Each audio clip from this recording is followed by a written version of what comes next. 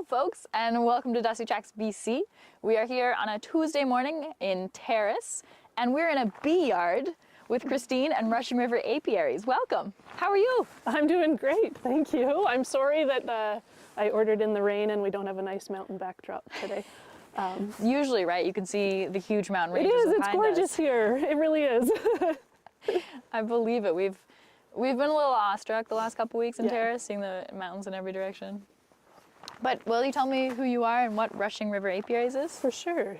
So my name is Christine McDonald, and my husband and I run Russian River Apiaries, which is a honey and hive business here in beautiful Terrace, BC. So we keep about 200 colonies of honeybees that we use for honey production and beeswax production, and a few other kind of lesser known hive products too. That's so cool. And just so we're all clear, 200 colonies. How many bees is that? It's a lot of bees. At the height of summer, there's about 60,000 per colony. Per colony. So millions and millions and millions and millions of bees. bees. Just right now, we're surrounded by millions of bees, Yes. right? Yep. Wow. They're just in their kind of early spring build-up period, but these hives will be, big and booming soon. And if they're in their early spring hibernation-ish time, how many bees would be just in this colony? Yeah, alone? right now, like between 8,000 and 10,000 bees probably right now. So they're just keeping their queen warm, keeping her fed and groomed so that she can start to lay up the summer population of bees. An important thing to do. Yes. Keep your queens warm. So tell me about the top of this colony. What's happening Yeah, here? so no bees in this box. There are bees down below, but because it is kind of cold and wet today, we're just going to look at some photos instead. So these are the frames that bees would live on, except that these are just photographs of the bees, but exactly what we would expect to see inside a colony. And you can see, if you look close at this one, there's a little bit of everything on here. There's some honey storage up in the corners, and then there's some brood. Those are the baby bees, the next generation, under these cappings in here. And our queen bee right on this frame. And it looks like the queen bee looks a little bit different colored than the rest of them. What's happening Yeah, there? she's blue. That's not natural. That's actually a little paint spot that we put on her. It helps us find her. Sometimes we're doing like manipulations in the hive where you have to find her and keep her safe. So it makes it really quick and easy to find her. And then it's also how we track queens' age. So queens can live up to 5 years, and every year has its own color. And do you pick the colors, or? No, there's an international convention for colors on a 5-year cycle. So this year, all queens will be green. Last year's were red. And it just repeats every 5 years. So everyone knows how old a queen is when they see it. That's so cool. Yeah. And what else do we have in here? So that was kind of a frame with brood on it. Those tend to be in the middle of the box. And then as you move toward the outside, you're going to find more of their food storage. So this is a honey frame that is just like what we would harvest out of here. Once it's all capped, so the bees have filled every little cell with honey, and then they've put a little wax lid on it. Once that wax lid is on it, the honey will never go bad. It's perfectly sealed, it's low moisture, high sugar, acidic pH, so honey will last forever if it's sealed. But when we want to harvest it, we remove those little lids and then put it in like a spinning machine that spins the honey out. And then those little lids are what we collect as beeswax and use in beeswax products. So how do you start that harvesting process? How do you start that harvesting process? Yeah, you pull that out, what happens? Yeah, we pull it by the box. So we're not going to just take one frame at a time. So over the course of the summer, as the bees, they fill up first what they need for the winter. The bottom 2 boxes are always theirs. It's where the queen is, where all their brood is, where all of the pollen and honey that they need is. And then as they bring in more and more, we stack this higher with boxes. So there might be, 3 more boxes on top of these 2. It gets tall and they get heavy. And these are the ones that we harvest at the end of winter. So they keep what they need. We put a little maze, it's called an escape board. So it's a maze that goes on under the honey boxes, and the bees can find their way down, but they can't find their way back in. So then when we come out to take the honey, it's just an empty of bees full of honey, and we can bring it in. That's brilliant. Yeah. Would that be like one of these things? Would either of these be a maze box, or? Yeah, these ones, we use them as attics in the winter, but it's the same box. It would just be full of honey frames in there. Very cool. So you pull out a honey frame. What happens next? Then we use an uncapping fork. Can I Let's grab go it? look. Yeah, okay. So here's a honey frame. It's empty now because it has been uncapped and spun out. This is the wax that the bees build up. See, if I press in with my thumb, I can collapse it. It's fragile stuff. Whoa. So the bees fill it up with honey, and then when we want to remove the honey, we use this little tool to pick off the wax lids. You can see where I have done that, like only this little section was capped on this frame. So that's where I've picked off the lids. I leave as much of the cell intact as I can so that the bees can just refill it and reuse it again. It's really labor intensive to make the wax for them. And then this would go into the spinning machine and the honey would get spun out of it. Oh, so the frame itself spins and Yeah. the honey comes off it in that way. Yeah, we put in about 20 at a time and it spins and all the honey flings to the sides and then drains into the That's the so bottom. cool.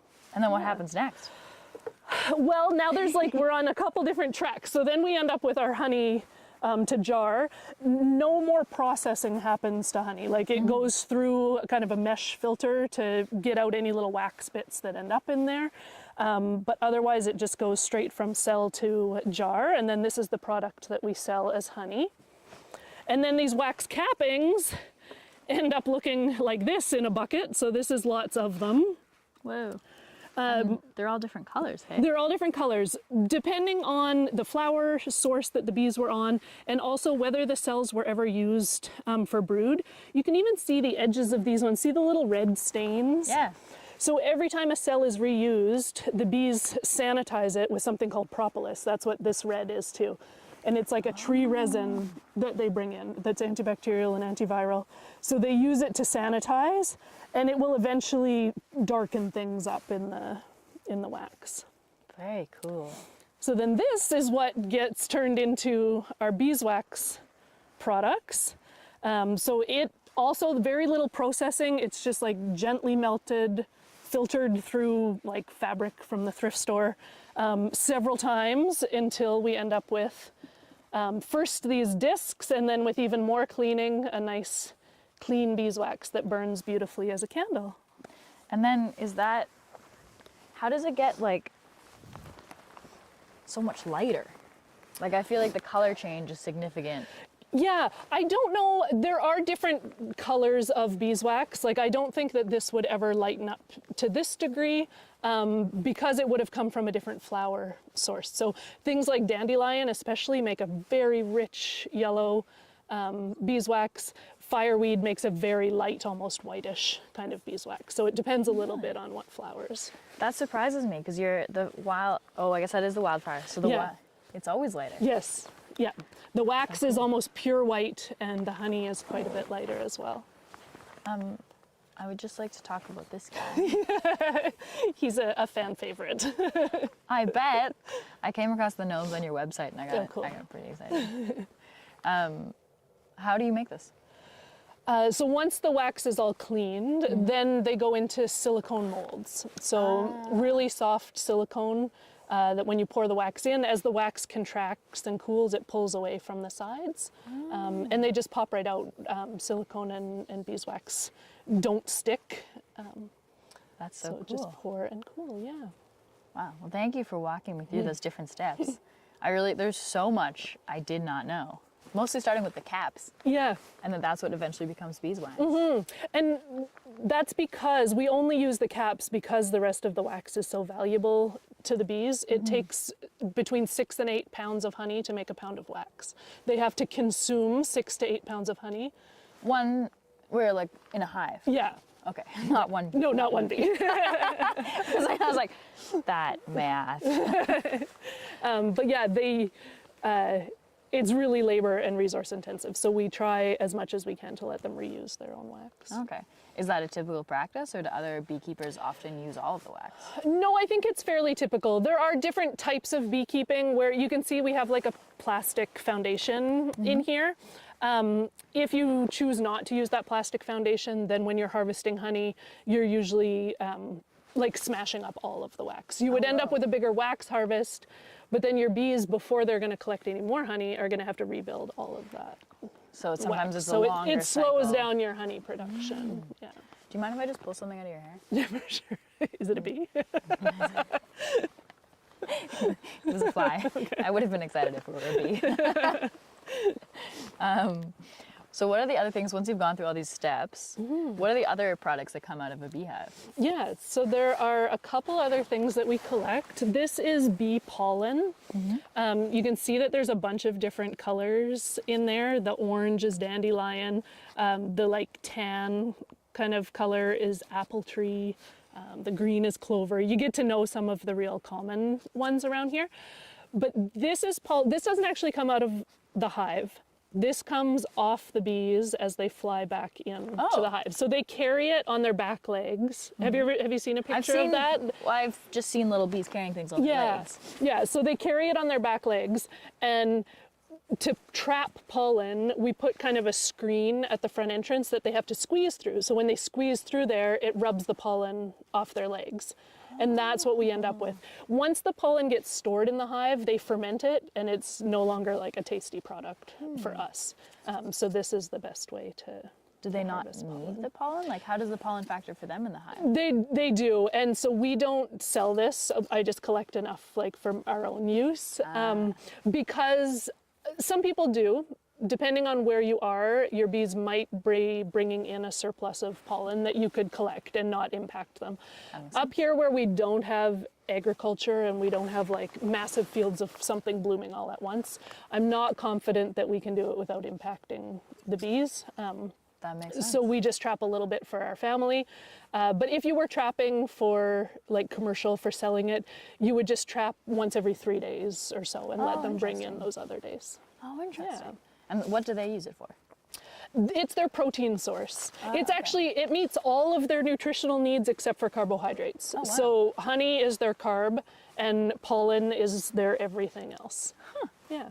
That's so cool. Have you tried pollen? I've never tried it before. So the best way is to like stick one to your, it's nice to try them one grain at a time, and like stick it on your finger and then.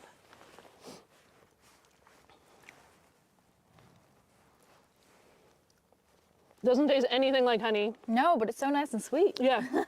That's so tasty. Yeah, and each one tastes a little bit different. There's one I got this morning that tasted like fennel, but then I couldn't figure out what color it was. I want to try an orange one.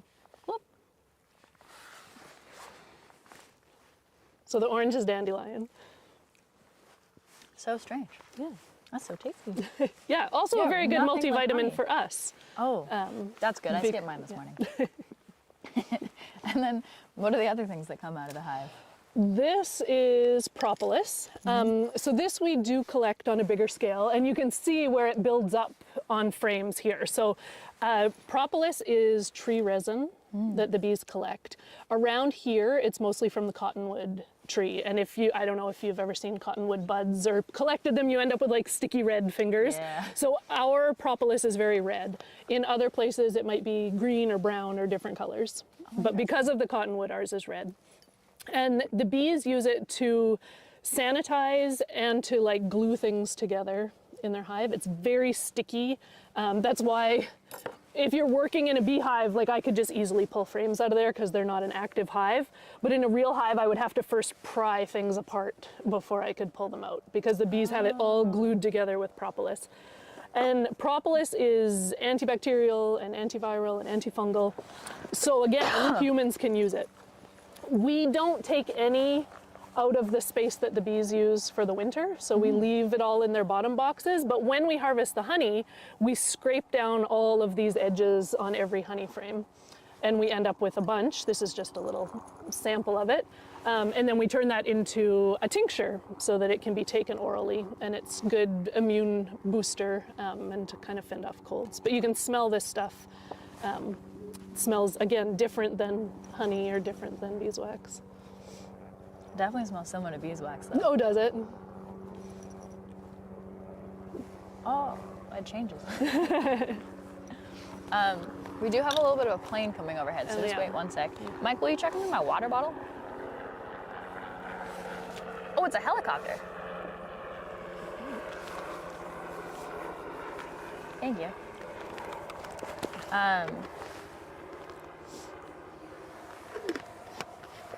Forgot to ask if you were good for water and food before we started. Oh, good. That's so many different things that come out of It one is. hive. It is. How did you come to making all these products? Like, is this like as soon as you started having hives, this is where you went? Or No, it took kind of a small disaster. So we started out just with the idea of being honey producers. When we got our first backyard hives, we had just a record-breaking honey year in this area. And we harvested all this honey and we're like, why isn't everybody doing this? Like, this is so easy, of course. Then a few years later, we decided, okay, we will make a business out of this, still expecting that, you know, we could get by on honey alone, that our bees are producing loads of honey. Well, in 2020, we had, at that point, 75 hives. We had kind of built up from our 2 in our backyard. And it rained all summer. Oh. And out of 75 hives, we got no honey at all. Like, not even for our family, let alone anything to sell, like nothing. And so then we started looking at these piles of wax that we had accumulated over the past 5 or 6 years, and we were like, I guess it's time to learn how to do something with this. And we started making some candles. So we would show up at the farmer's market and be like, I'm sorry, we don't have any honey this year, but we have candles.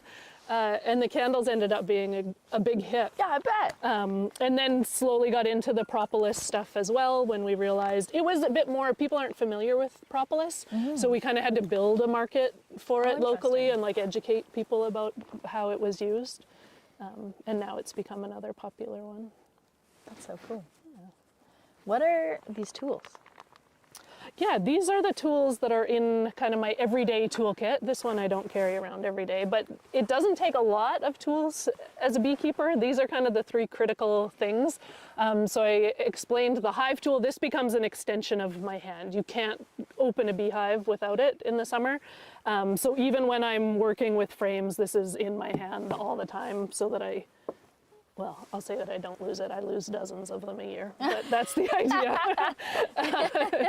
I can't tell that lie. Every other beekeeper would be like, oh, yes, you do.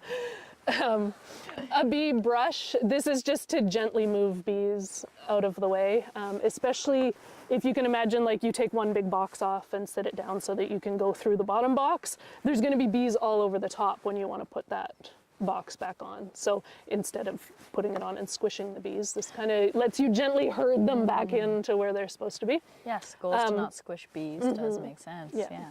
This is also used for like getting the bees off of you before you hop back in your vehicle. Because if it were warmer than 12 degrees and it were not raining right now, how many bees would there be? It would be a heavy traffic area. We wouldn't have the picnic table right in the middle of the bee yard. Oh my goodness. Yeah. That would be so wild. It is. You could stand in here. You just bees would be bumping into you. They wouldn't be bothering with you at all, but it would be hard to sit and have a conversation. Is that why you wear the suit then, just to keep them from bumping into you? Yeah, when you're actively going through a hive, occasionally hives have different temperaments. You can have like lovely little hives and then really crabby hives. Their temperament also changes based on weather. If we did open a hive today, they would be really upset about it. If we're this cold out and someone pulled me out of bed, I'd be pretty mad. Yeah. So that's why we wear protective gear, not because we're getting stung all the time, but just so that we don't get stung when they are crabby. That's fair. That's fair. This also helps. So this is a bee smoker. And have you seen the Bee Movie? I have seen the Bee Movie. Okay. I hate the Bee Movie. Okay. Don't believe anything you learned in the Bee Movie. Don't believe the Bee Movie. I know, because it makes beekeepers look really bad. But it also, the things that it teaches about the smoker are that it I was probably not allowed to talk about that on Oh no, you're here, good. am I? Okay. You're good. Yeah, you can say whatever you want. Okay. Yeah. It teaches that the smoker puts them to sleep or forces them out of their hive, and it doesn't do either of those things. So we use it for 2 reasons. One is to interrupt a pheromone, so bees can't talk like we can. They're also living in pitch blackness, so they can't communicate, visually. So they communicate with smells. And one of those smells is like an intruder alert. When you lift the top off the hive, they produce a smell that is like someone's coming in, and that can get them wound up. So if we put a little bit of smoke into the hive, it interrupts that intruder alert so that they don't all get defensive. That's so cool. It is Sorry. really cool. You know what's cool is that smell smells like bananas, not real bananas, but like The banana smoker smell? candy. No, the alert alarm smell. smell. Yeah. Oh, So sometimes wow. you'll open a hive and you'll smell bananas, and it's just like, I'll come back tomorrow. Like, you guys are cranky. That's so cool. Yeah. I didn't realize it would be that clear, that fast, that they're setting off the alarm. Yeah. If anything, I thought it would just be like a swarm would come out at you aggressively. No, typically they don't. Most of them stay in. 4 or 5 guard bees will come up and check you out and try and see what's going on. But for the most part, I think that's most people's expectation and fear when I open a hive with them for the first time. And then as soon as the lid's off and you realize that the bees are all just going about their business, it's like, oh, okay. Calming down. Yeah. So what does the smoker do? How does it work? You build a little campfire in here, so you can see this one's old and very gummed up. There's still some burlap, so we Whoa. get burlap from our local coffee roaster. She saves her bags for us so that we can burn them in the summer. And there's just a little fire. Obviously, you don't want it to be a flamethrower. We're just aiming Yes, for good like call. gentle puffs of smoke. And it'll keep kind of gently puffing for a few hours. So it disrupts that alarm pheromone, and then the other thing it does is when you have a box full of bees and you need to get your hands in there to pull frames out, often the bees are in the way and you don't want to squish them with your clumsy fingers. So a little bit of smoke will push them down into their hive. They'll go down into their honey stores so that you have room to get your fingers in there and pull them out. And does it matter, like, is the burlap connected to what smell it is or anything, or is it just the act of smoke being there? Yeah, it's just a really nice source of cool smoke, the burlap. Instead of, some people burn like grass or twigs. It's a little harder to control the temperature, where a big roll of burlap burns nice and slow. Very cool. Yeah. I know, somehow it seems small. Like, I wouldn't have expected it to be this size. I don't know why that surprises me, but that's very cool. Yeah. Needs to be, this again, it gets like carted around from hive to hive and often left where you where you don't need it, not at hand. And then what's this? This is the veil that I wear. I bought this initially because it was pretty. I actually had a previous one, but I bought a pretty one just for like photo ops. And it ended up being the most comfortable veil ever. So this is what I wear all the time. So I wear a white like jumpsuit because beekeeping is messy and I don't want to get it all over my clothes. But then I've taken off the hood and I just wear my pretty Bella Beak veil. That's so cute. I love the material of it. So what is it about beekeeping that got you into it first? At first, it was all my husband's idea, and I was very opposed, maybe not opposed, but nervous about it, especially about having them in the backyard, and our kids were really young. Actually, our bees showed up on my son's due date, and he came 2 weeks later, so it was like bad timing. He really wanted honey to make mead, is the reason that we started.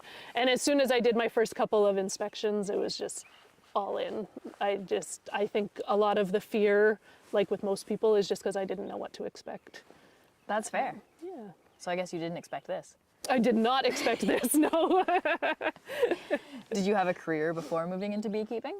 I did. At the time I was teaching, so I've gone through 2 careers. I was a wildland firefighter right out of high school until my son was born, and then I taught middle school science and math for just about a 5-year window. It never kind of fulfilled me in the same way as firefighting did. Beekeeping does. It's outdoors, it's physical, it's problem solving. That makes Yeah. sense. My next question was going to be, what do you love about this? Okay, But there well, you all go. those things. I love that no 2 days are the same. I get that. Yeah, and it's very seasonal, which I like. I like having a busy season and then a more kind of chill season in the winter. And then the act of beekeeping is really meditative, and I think that's something that like people don't believe until they have done it, but just as soon as your hands are in the hive, you're just not thinking about anything else. You're just kind of in like a Zen state working with the bees. I get that. Anything that's that like immersive, I can absolutely see that taking your attention fully. Totally, yeah. And it is like there's smells and sounds, and you know, it's a very sensory experience. You just head to toe Yeah. with the bees. That would be really nice. Do you have any places that you hope this goes? Like, you seem to have such a big, booming business right now. Is there plans to go bigger, or are you happy where you are? We're really happy where we are, and where we've landed. I guess the one thing that we haven't talked about is I do a lot of education stuff as well. So what we have decided is we're really happy just with our local market, and we only want to produce enough honey to meet the local demand. So we don't have visions of growing beyond like the Northwest kind of region, which seems to be a sweet spot of about 200 hives. That's also all we can handle between my husband and I. And we don't want to manage people. We just want to play with bees. So we're good with the size of our business. What I am growing all the time is kind of my education side. So I do that locally. I get other beekeepers started with like a beginner course here, but I also do virtual mentorship through Instagram, and that's the piece that I'm kind of actively growing right now. And that's like mentoring other beekeepers to, very cool. Do you send them some of your bees like you're talking about? That you're talking about before how you can pack up a small amount of bees in a queen. Yeah. Tell me a bit about that. Yeah, so that's called a nuke, and a nuke is how bees are bought and sold. Nuke, N-U-C, it stands for short for nucleus colony, so that the Not heart nuclear. of it, no. Gotcha. So it's a starter colony. It comes with a queen and just a few frames of brood and enough food to kind of get them up and going. And we pack them in smaller boxes to deliver to beekeepers who need bees, either because they're getting started or maybe because their bees didn't make it through the winter and they're restarting in the spring. Okay. And so then often with the beekeepers you're working with, be starting with a nuke and building from there? Yeah. Very cool. And then what are the other, because you do kind of like community outreach. You have like the photos for folks and like the kids at the farmers market. So what's the education part that you do more locally? Yeah, locally, I do visit schools. I hesitate to advertise that a lot because the demand kind of exceeds the time that I have available. But I do enjoy going into schools a few times a year and just giving the general bee talk. I also work with a school locally who has their own hive. So I've taught all of their grade 5, 6 students how to keep bees, and they have a hive and they harvest their honey and they do different value-added products with it. So that's been a cool we're on our 4th year now of that project. It's awesome. Yeah, right in the schoolyard, like where they're all playing at lunch hour, there's 2 hives. So that I really enjoy, kind of the more in-depth working with students. And then at the farmers market, I always have some educational piece every weekend. Often it's a live observation hive. So I have this little, it's like a mini hive, but it has a glass window in it. So I can put the frame with the queen in the glass window. And then the challenge is that everybody I was going to say kids, but really it's everybody has to find the queen to get a sticker. And that's a big thing at the market. I would want a sticker. That would be so cool. Yeah. Amazing. There's so many different pieces that goes into beekeeping. It's so cool. With the education, what do you think, what is important to you about doing the education? Like, why not? You have a prosperous business. Why not just stick to the business? What do you value about the education piece? It's the most fulfilling for me personally. I think I've always been, like, since I was a kid, I was like the one that's playing school at home. You know, like there's just something I love about teaching people and about seeing aha moments. I think that people who are getting into beekeeping deserve a good education, and it gets missed a lot. I think, a lot of people think that they can just get a hive of bees and put it in the garden and everything's going to be fine, when actually it's really hard to keep bees alive. There's many things trying to kill your bees. And so to have that quality education up front is going to help people be more successful beekeepers. So that's important to me. Yeah. And then online, a lot of the people I mentor are moving from having a couple backyard hives into small business. And I really enjoy that too, kind of supporting people as they build their own small businesses. Yeah, that's amazing. There's so many different pieces to a small there business. Is, so there it must is. be huge to have that. Yeah, I know my partner's a big fan of that. We could just put bees in our backyard right now, Emma. It would go great. But yeah, there's a lot that goes It into would go great with a little education. I believe that.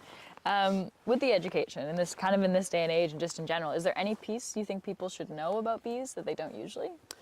As far as general education and things to know about bees, the biggest one is that honeybees are not the important bees.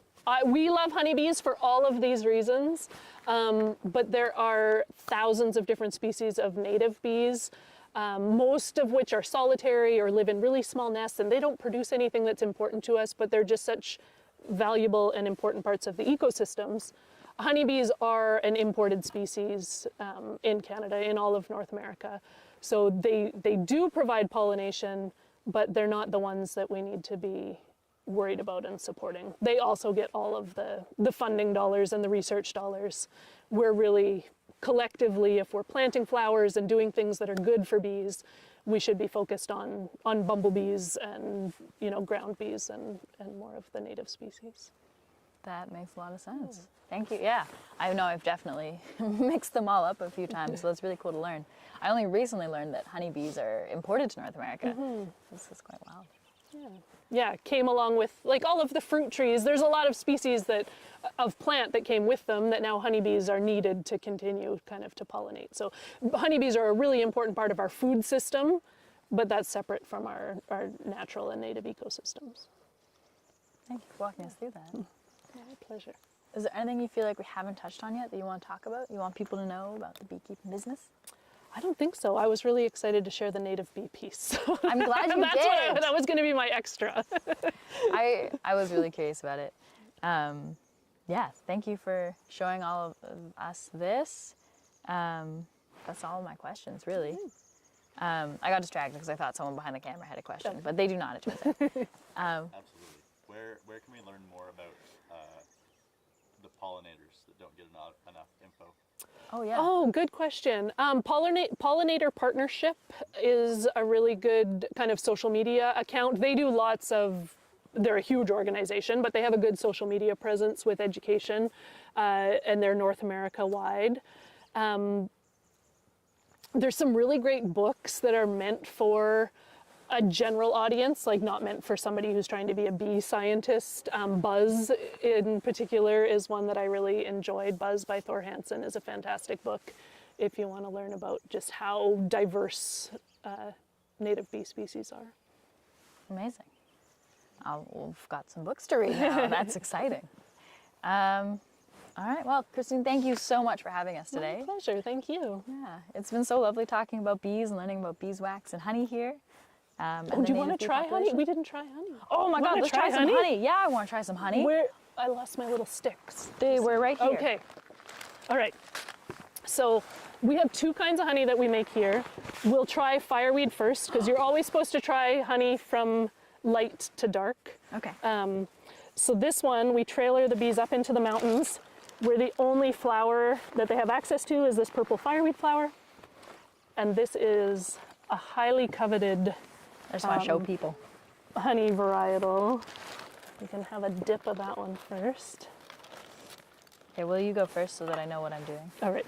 The important part, it's pretty thick, but just to twirl to get rid of that little trail of honey. There's no wrong way to taste honey.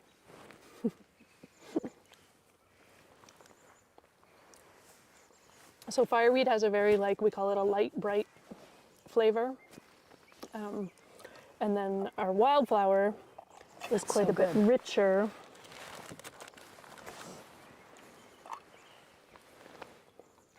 Even two hives in the same location can produce different honeys. If one hive comes out and flies east and the other hive comes out and flies west, you're going to end up with two totally different flavored honey. And does usually the whole hive fly in one direction?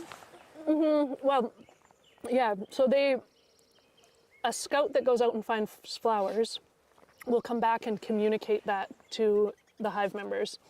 So there might be multiple scouts and they might be communicating different directions, but the more they do this through a dance, like they waggle and run to show the direction, and the more vigorously they waggle, the more excited they are and more bees will follow them to to that site. So they do tend to have a lot of bees going to the same place.